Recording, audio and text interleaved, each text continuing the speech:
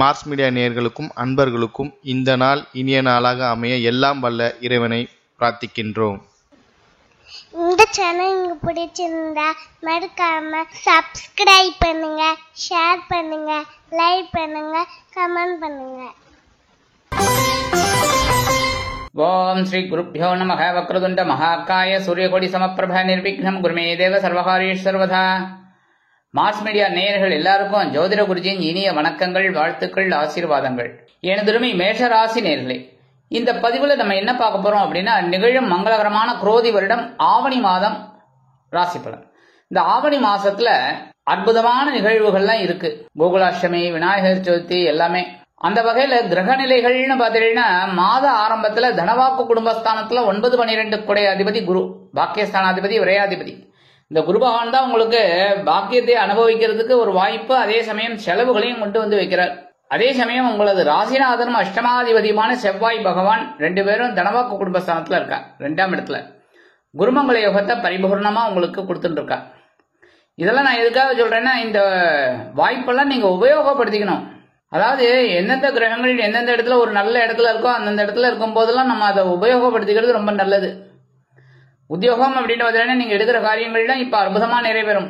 தந்தையார் ஆதரவா இருப்பார், தந்தை வழி உறவினர்கள் ஆதரவா இருப்பார். சில பேருக்கு பூர்வீக சொத்துக்கள் உங்க கைக்கு வரதுக்கு வாய்ப்புகள் இருக்கு. இந்த வெளிநாடு போய் படிக்கணும், வெளிநாடு போய் உத்தியோகம் பார்க்கணும்னு நினைக்கிற குழந்தைகளுக்கெல்லாம் நல்ல ஒரு சான்ஸ்.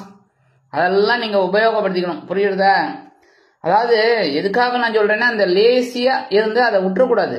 வாய்ப்பை தவற விட்டோம் அப்படின்னா நமக்கு தான் கஷ்டம். அதனால அந்த வாய்ப்பெல்லாம் நம்ம எடுத்துக்கணும். அடுத்தபடியா ஒவ்வொரு விஷயத்திலையும் நீங்க நுணுக்கமா வேலை செய்வீங்க. அஷ்டமாதிபதி செவ்வாய் உங்களுக்கு ராசிநாதன், அதே சமயம் அஷ்டமாதிபதி 2ஆம் இடத்துல இருக்கிறது. ஓரளவுக்கு உங்களுக்கு வரவு கொடுக்கறதுக்கு வழி இருக்கு. வரவு கண்டிப்பா கொடுப்பார்.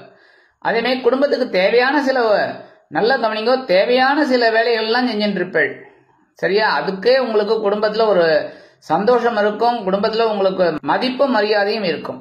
அடுத்தபடியா 26/8/2024 முதல் இந்த செவ்வாய் பகவான் உங்க ராசிநாதன் எங்க வரப்போறாருன்னு பாத்தீங்கன்னா, சகாயஸ்தானமாகிய 3ஆம் இடத்துக்கு வந்துடுவார். அற்புதமான பலாபலன்கள் உங்களுக்கு கண்டிப்பா கிடைக்கும். ஏன்னா இந்த செவ்வாய் 3, 6, 10, 11 இருந்தா ரொம்ப விசேஷமான பலன்களை கண்டிப்பா கொடுப்பார். அதுவும் இந்த செவ்வாய் எல்லாம் பாத்தீங்கன்னா கிட்டத்தட்ட 45 நாள் 50 நாள் இருப்பார். அற்புதமான ஒரு முன்னேற்றம் உங்களுக்கு கண்டிப்பா கிடைக்கும். மனசுல தைரியம் அதிகமாகும். எல்லா வேலைகளையும் திறம்பட செய்யக்கூடிய ஒரு வாய்ப்புகள் உங்களை தேடி வரும். உடன்பிறப்புகள் ரொம்ப அனுகூலமா இருப்பார். அதே மாதிரி நீங்களும் உடன்பிறப்புகள் விஷயத்துல கொஞ்சம் அக்கறை எடுத்து செய்வீங்க. அதுவே உங்களுக்கு பிளஸ் பாயிண்டா இருக்கும். அரசியல்ல இருக்கிறவாளுக்கெல்லாம் கண்டிப்பா ஒரு பெரிய ஒரு டேர்னிங் பாயிண்ட், பிரேக் த்ரூ கண்டிப்பா கிடைக்கும். அடுத்தபடியா இந்த கலைத்துறை நண்பர்கள் அப்படிங்கும்போது, இந்த செவ்வாய் பகவான் ராசிநாதன் அப்படிங்கிறது இந்த மேஷராசியில இருக்கிறவாள்லாம் கலைத்துறை அப்படிங்கும்போது கொஞ்சம் கடுமையா பாடுபடுற ஒரு துறையில தான் இருப்பா. அந்த வகையில் அவளுக்கெல்லாம் ஒரு நல்லது கண்டிப்பா நடக்கும். அடுத்தபடியா மனசுல தைரியம் இருக்கிறதுனால உத்தியோகத்துல நீங்க எதிர்பார்க்கிற அந்த சில காரியங்கள் அற்புதமா நிறைவேறும். தொழில் வியாபாரம் சிறப்பா இருக்கும். சீருடை பணியாளர்களாகிய காவல், ராணுவம், தீயணைப்புத்துறை, மருத்துவத்துறையில் வேலை பார்க்கும் அன்பர்களுக்கு எதிர்பார்க்கும் இடமாற்றம், பதவி மாற்றம், பதவி உயர்வு, சம்பள உயர்வு கண்டிப்பாக அருமையாக கிடைக்கும். அடுத்தபடியா சுகஸ்தானத்தில் 3, 6 குடைய அதிபதி புதன். அதாவது 4ஆம் இடத்துல சகாயாதிபதி, அதே சமயம் பகைருண ரோகாதிபதி புத பகவான் அங்க இருக்கிறது ரொம்ப விசேஷம். சில பேருக்கு எதிர்பாராத சொத்து சேர்க்கை வரும். சில பேருக்கு உற்றார் உறவினர்கள் ஆதரவா இருப்பார். வெளியூர் அல்லது வெளிநாட்டு பயணங்கள் உங்களுக்கு அற்புதமா நிறைவேறும். அதே மாதிரி இந்த எழுத்து மற்றும் அச்சுத்துறையில் இருக்கும் நண்பர்களுக்கு புதிய வாய்ப்புகள் மிளிரும். கல்வி பயிலும் மாணவ மாணவிகளுக்கு கல்வியில் முன்னேற்றம் அதிகரிக்கும். 31/8/2024 முதல் இந்த புத பகவான் எங்க வரப்போறாருன்னு பாத்தீங்கன்னா, பஞ்சமஸ்தானமாக 5ஆம் இடத்துக்கு சூரிய பகவானோட இணைந்து புதகாதித்ய யோகத்தை அற்புதமா கொடுக்க போறார். சூரியனோட சேர்ந்தாலே புதன் யோகக்காரகர். அதே சமயம் உங்களுக்கு நல்லது பண்ணுவார். மனசுல தைரியம் இருக்கும். ஆன்மீக விஷயங்கள்ல அதிகமா நாட்டம் கொள்வேன். அதனாலேயே உங்களுக்கு சில நன்மைகள் கண்டிப்பா கிடைக்கும். சில பேருக்கு குலதெய்வ பிரார்த்தனைகளை நிகழ்த்தக்கூடிய ஒரு வாய்ப்புகளும் உண்டாகும். இந்த நேரத்தில் படிக்கிற குழந்தைகள்லாம் நல்ல ஒரு புத்திசாலித்தனம் அவங்களுக்கு வெளிப்படும். பஞ்சமஸ்தானத்துல 2, 7 குடைய அதிபதி சுக்கிரன் மற்றும் பஞ்சமாதிபதி சூரியன் 2 பேரும் 5ஆம் இடத்துல இருக்கிறது ரொம்ப விசேஷம். மாத ஆரம்பத்துல, ஆவணி மாத ஆரம்பத்துல பார்த்தீங்கன்னா, தனவாக்கு குடும்பஸ்தானாதிபதி கலத்திராதிபதி சுக்கிர பகவான், பஞ்சமாதிபதி சூரிய பகவான் 2 பேரும் இருக்கிறது ரொம்ப நல்லது.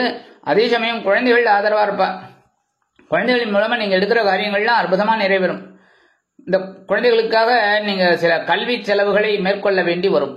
சில பேருக்கு தனவரவு கண்டிப்பா கிடைக்கும். அதே மாதிரி இந்த குழந்தைகள்லாம் வெளிநாட்டுல படிச்சு வேலை பார்த்துட்டு இருக்கு, அவங்கள்ட்ட இருந்து பணம் வரணும் அப்படிங்கறதெல்லாம் இப்ப கண்டிப்பா நடக்கும். நல்ல ஒரு அருமையான ஒரு வாய்ப்புகள்லாம் உங்களுக்கு கண்டிப்பா கிடைக்கும். சில பேருக்கு எதிர்பாராத சொத்து சேர்க்கை உண்டாகலாம். 26/8/2024 முதல் இந்த சுக்கிர பகவான் எங்க வரப்போறான்னு பாத்தீங்கன்னா கன்னி ராசிக்கு வரப்போறார். கன்னி ராசிக்கு வர்றது நீச்சம் அடைகிறார்.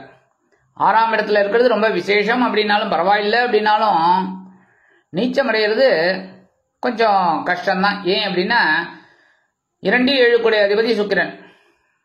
சுக்கிர பகவான் உங்களுக்கு தனவாக்கு குடும்பஸ்தானாதிபதி, கலத்திராதிபதி 6ஆம் இடத்துல நீச்சம் அடைகிறதுனால உத்தியோகத்துல கவனமா இருக்கணும், தொழில் வியாபாரத்துல கவனமா இருக்கணும், எடுக்கிற காரியங்கள்லயும் கவனமா இருக்கணும். ஸ்ரத்தையா இருந்தா ரொம்ப நல்லது. அதே மாதிரி தனவரவு சில நேரங்களில் எதிர்பாராம வரும். அதெல்லாம் அனாவசியமான செலவுகளை கொண்டு ஈடுபடக்கூடாது. அப்புறம் கடன் அடைக்கிறதுக்கு கஷ்டமாயிடும். அதனால கவனமா இருந்தா ரொம்ப நல்லது.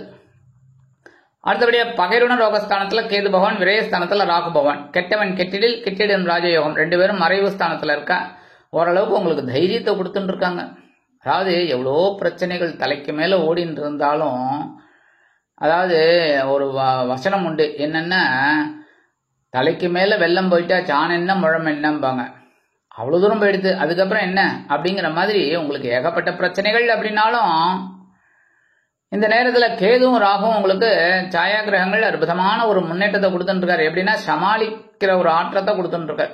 அந்த ஆற்றலை அப்படியே வெளிப்படுத்தி நீங்க ஒரு முன்னேற்றத்துல வந்துட்டு இருக்கீங்க. மனசுல ஒரு தைரியம் கொடுத்துட்டு இருக்கீங்க. ஏன்னா நண்பர்கள் ஆதரவா இருக்கா. நீங்க எடுக்கிற காரியங்கள் ஓரளவுக்கு அற்புதமா நிறைவேறும். உத்தியோகத்துல முன்னேற்றம். ஏன்னா 6ஆம் இடத்துல கேது இருக்கிறது ரொம்ப நல்லதுதான். அதே மாதிரி விரயஸ்தானத்துல ராகு மறைவு ஸ்தானத்துல இருக்கிறது ரொம்ப நல்லது. ஏன்னா பிரம்மாண்டத்தை குறைக்கிறார். கனவுகள் கற்பனைகள் இதுலயே இருக்கிறவாளுக்கு இந்த கற்பனைகளை கொஞ்சம் குறைக்கிறார். இதான் நிஜம் அப்படின்னு கேது கொடுத்துட்டு இருக்கார். ராகு இதுவல்ல நிஜம், இதான் மாயை, இதை எடுத்துக்கோ அப்படிங்கிற மாதிரி கவனமா இருக்கணும். எல்லா விஷயத்திலையும் பொறுமையா இருக்கு. அந்த பொறுமைக்கு கண்டிப்பா பரிசு நிச்சயமா கிடைக்கும், கவலைப்பட வேண்டாம். அதே மாதிரி வெளியூர்ல வெளிநாடு போய் படிக்கணும்னு நினைக்கிற குழந்தைகளுக்கு எல்லாம் கண்டிப்பா ஒரு நல்ல சான்ஸ் கிடைக்கும். அதெல்லாம் உபயோகப்படுத்திக்கோங்க. ஏற்கனவே நான் சொன்ன மாதிரி தான். சரியா? லாபஸ்தானத்துல சனீஸ்வர பகவான் வக்ரகதியில இருக்கார். பரவாயில்ல. லாபாதிபதி சிவனாதிபதி லாபாதிபதி வக்ரகதியில இருக்கார் லாபஸ்தானத்துல. ஓரளவுக்கு உங்களுக்கு அனுகூலம் கிடைக்கும். நீங்க எதிர்பார்க்கிறது நடக்கல அப்படின்னாலும் எதிர்பாராத சில விஷயங்கள் நடந்துட்டு இருக்கும். ஏன்னா லாஸ்ட் மந்தே நீங்க சில வேலைகளை செய்யணும்னு நினைச்சிட்டு இருந்தீங்க, அதெல்லாம் தட்டி போயிட்டு இருந்தது, தடை தாமதங்கள், இதுதான் நிஜம். ஆனா இப்ப ஓரளவுக்கு உங்களுக்கு எதிர்பாராத சில காரியங்கள் அற்புதமாக நிறைவேறும். அதே மாதிரி சில பேருக்கு பாத்தீங்கன்னா இந்த வீடு பிரச்சனை இருந்துட்டு இருக்கு. எப்படின்னா இடமாற்றம், இதெல்லாம் கொஞ்சம் பார்க்கணும்னு அவங்களுக்குலாம் ஒரு நல்ல இடமாற்றம் கிடைக்கும். உத்தியோகத்துல கடுமையா பாடுபடுவீர்கள், தொழில் வியாபாரத்திலையும் கடுமையா பாடுபடுவீங்க. அதுக்கு உண்டான உயர்வுகள் கண்டிப்பாக கிடைக்கும்.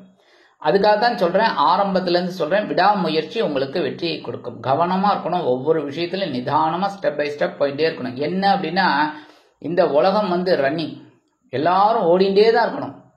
Including my self, your self, எல்லாரும் ஓடிண்டே இருக்கணும், வேகமா போயிட்டே இருக்கணும். ரன்னிங்ல உங்களால முடியல, மூச்சு வாங்குறது, கொஞ்சம் ரிலாக்ஸ் பண்ணிட்டு ஓடினா நல்லா இருக்குமேன்னு நினைக்கும் போது என்ன பண்ணணும் அப்படின்னா அங்கேயே நின்றுடக்கூடாது. ஏன்னா பின்னாடி வரவா நிறைய பேர் இருக்கா, அப்படியே தள்ளி விட்டு போயிட்டே இருப்பாங்க, உங்களை மீச்சுட்டு போயிட்டே இருப்பாங்க. அதனால என்ன பண்ணணும், லைட்டா ஓரமா நின்றுங்க. சரியா? ஓரமா நின்று ஆசுவாசப்படுத்திட்டு மறுபடியும் அந்த ரன்னிங் ரேஸ்ல போயிட்டே இருக்கணும். ஏன்னா ரன்னிங் ரேஸ் கடைசி வரைக்கும் நம்மளது இதுக்கு வரைக்கும் ஓடிட்டே தான் இருக்கணும். எதையாவது ஒன்று நினைச்சுட்டு தான் இருக்கணும். ஏன்னா மனோகாரகன் சந்திர பகவான், எதையாவது நம்ம யோசிச்சுட்டு போயிட்டே இருக்கணும். அந்த வகையில நீங்க என்ன பண்ணணும் அப்படின்னா ரன்னிங்கை விடக்கூடாது, போயிட்டே இருங்க, ஓட்டத்தை ஓடிக்கிட்டே இருங்க. கண்டிப்பா இறைவன் ஒரு நாளுக்கு அந்த பரிசை கொடுப்பார். ஸோ கண்டிப்பா உங்களுக்கு நல்லது நடக்கும். சரி, பரிகாரமா என்ன பண்ணினா ரொம்ப விசேஷம். இந்த ஆவணி மாதம், இந்த ஆவணி மாதம் என்ன பரிகாரம் பண்ணினா ரொம்ப விசேஷம் அப்படின்னா மேல்மலையனூர் அங்காள பரமேஸ்வரியை வழிபாடு பண்ணுங்க. அதாவது நிறைய பேர் கேட்குறாங்க போகணுமா சுவாமி அப்படின்னு. முடிஞ்சா போயிட்டு வாங்கோ. நான் தப்பே சொல்ல மாட்டேன். எந்த கோவிலுக்கும் போகக்கூடாது வரக்கூடாதுங்கிறதெல்லாம் கிடையாது. முடிந்தால் போயிட்டு வாங்கோ, முடியல அப்படின்னா தாராளமா மனதார தியானம் பண்ணுங்கோ. மேல்மலையனூர் அங்காள பரமேஸ்வரிய நீங்க வழிபாடு பண்ண உங்க மனசுல இருக்கிற கவலைகள் குறையும், எடுக்கிற காரியங்கள் அற்புதமாக நிறைவேறும். ஆக இந்த சின்ன பரிகாரத்தின் மூலம் ஆவணி மாதம் உங்களுக்கு ஏற்றம் தரும், மாற்றம் தரும், அருமையான உயர்வுகளை தரும் மாதமாக அமையும் என்று கூறி விடைபெறுகிறேன். நன்றி, வணக்கம். மீண்டும் ஒரு அருமையான பதிவில் நான் உங்களை மனமகிழ்ச்சியோடு சந்திக்கிறேன். வாழ்த்துக்கள். வாழ்க வளமுடன். இந்த சேனல் உங்களுக்கு பிடிச்சிருந்தா மறக்காம சப்ஸ்கிரைப் பண்ணுங்க, லைக் பண்ணுங்க, ஷேர் பண்ணுங்க.